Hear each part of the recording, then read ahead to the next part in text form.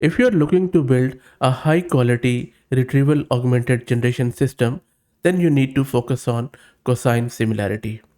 This paper by Netflix is quite interesting. It goes back to building good RAG systems, which is really hard still. Before deploying these systems, you have to make intelligent decisions about chunking, hierarchical chunking, embedding, and even the algorithm for similarity lookup. Failure modes will be high and accuracy low if you don't use the appropriate technique. If you go through this paper, then you would see that cosine similarity is one of the cornerstone. If I want to define cosine similarity in very simple words, you can say that cosine similarity is the cosine of the angle between two vectors, or equivalently the dot product between their normalization. A popular application is to quantify semantic similarity between high dimensional objects by applying cosine similarity to a learned low dimensional feature embedding. This can work better, but sometimes also worse than the normalized dot product between embedded vectors in practice.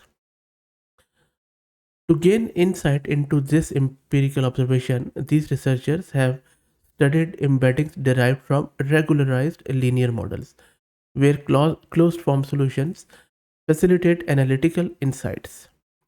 Now, there are a lot of good things, especially in mathematics realm, scattered throughout this paper, and I will drop the link in video's description.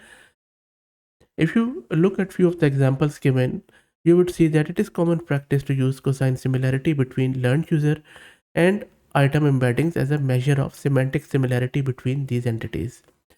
That is why in this paper they have studied cosine similarities in the context of linear matrix factorization models, which allow for analytical derivations and show that cosine similarities are heavily dependent on the method and regularization technique. In some cases, it can render it even meaningless. So you have to be quite careful when it comes to these sort of derivations.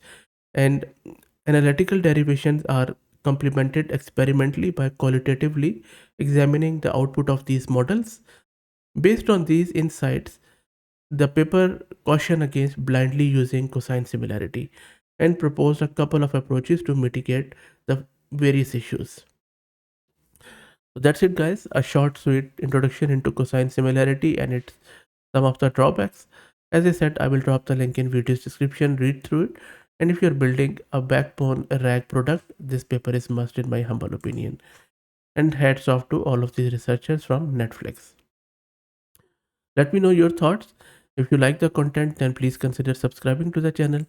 And if you're already subscribed, then please share it among your network as it helps a lot. Thanks for watching.